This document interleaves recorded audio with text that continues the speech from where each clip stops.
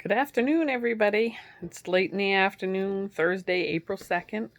I was a little late last night reading the Gruffalo, so I thought I'd get one in early today for the kiddos and for my grandkids. And I know that they've been working hard at school, and it's not easy doing everything from home, and it's not easy for the parents, doing everything from home. But we got to hang in there a few more weeks because the coronavirus is supposed to peak, and it's going to peak here in New Hampshire in a couple weeks. I don't know what that means for Coos County, but stay tuned. I mean, we're pretty sparsely populated up here. We've practiced social distancing since the day we were born. If you were born here and lived here all your life like I have, you're a social distancer because that's just what Coos County is.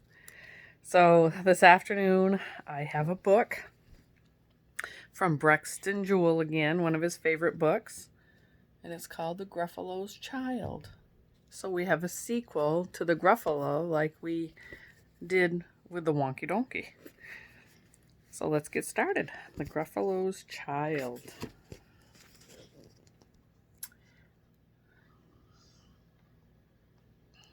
Gotta get my...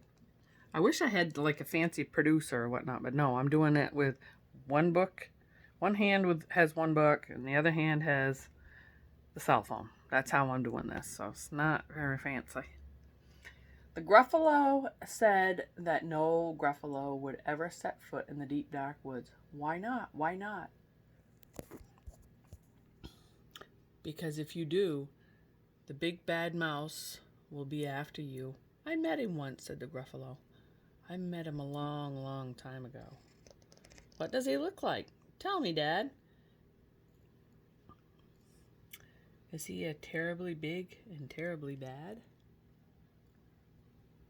So there's the Gruffalo that I read about yesterday, and this is the Gruffalo's child that he's talking to right now. And remember the mouse? He's talking about the mouse. One snowy night, while the Gruffalo snored, the Gruffalo's child was feeling bored. The Gruffalo's child was feeling brave, so she tiptoed out of the Gruffalo cave. The snow fell fast and the wind blew wild. Into the woods went the Gruffalo child. Seems to me already, not even knowing, I've never read this book, but it's kind of like the mouse was, a little brave.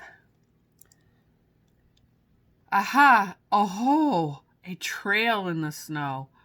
Whose is this tail and where does it go? A tail poked out of a log pile house. Could this be the tail of the big bad mouse? You remember the snake in the log pile? Well, there we go. Snake in log pile.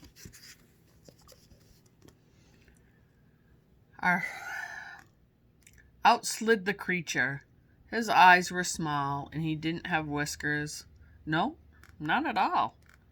You're not the mouse, not I, said the snake. He's down by the lake eating buffalo cake. The snow fell fast and the wind blew wild. I'm not scared, said the Gruffalo child.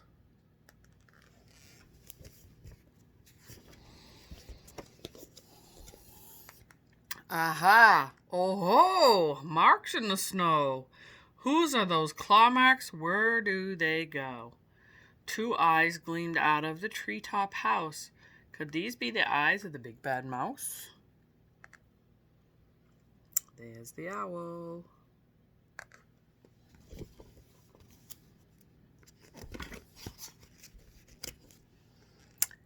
Down flew the creature. His tail was short, and he didn't have whiskers of any sort. You're not the mouse. To who? Not I, but he's somewhere nearby eating Gruffalo pie. The snow fell fast and the wind blew wild. I'm not scared, said the Gruffalo's child. No, I'm not scared. Sounds like us here in Coos County. Ah, ahoy, a track in the snow. Whose is this track and where does it go? Whiskers at last and on an underground house. Could this be the home of the big bad mouse? Looks like a fox nose to me. Out slunk a creature. His eyes weren't fiery. His tail wasn't scaly. His whiskers weren't wiry. You're not the mouse. Oh, no, not me. He's under a tree drinking Gruffalo tea.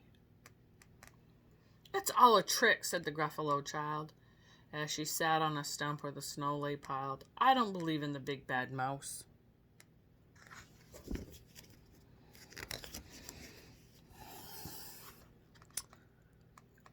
But here comes a little one out of his house, not big, not bad, but a mouse at least.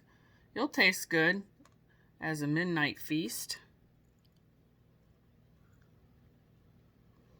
Look at the mouse as a Gruffalo snowman.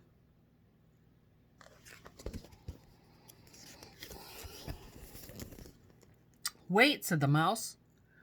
Before you eat, there's a friend of mine that you ought to meet. If you'll let me hop onto a hazel twig, I'll beckon my friend so bad and big. The Gruffalo's child unclenched her fist. The big bad mouse. So he does exist. The mouse hopped into the hazel tree. He beckoned and just said, just wait and see. Just wait and see. Out came the moon. It was bright and round. A terrible shadow fell to the ground. Who is this creature so big, bad, and strong? His tail and his whiskers are terribly long. His ears are enormous, and over his shoulder he carries a nut as big as a boulder. Uh-oh. Sounds like the Gruffalo child might be a little bit nerved up about that. The big bad mouse, yelled the Gruffalo's child. The mouse jumped down from the twig and smiled. Aha, oh-ho, prints in the snow. Whose are these footprints? Where did they go?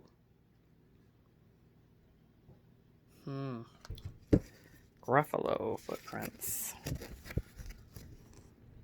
The footprints led to the Gruffalo cave, where the Gruffalo's child was a bit less brave. The Gruffalo's child was a bit less bored.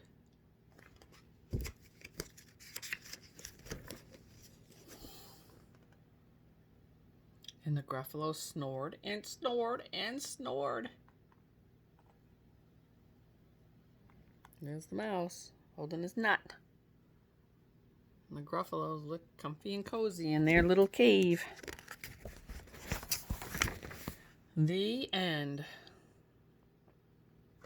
Well, that was a good book, Brexton. Thank you very much for letting Mummy bring me these books to share with all the other kids in Grofton and my grandchildren. So, tomorrow's Friday, TGIF. I hope everybody has a great Friday and rest of your evening on Thursday and good weekend. I will definitely get some more reading out to you.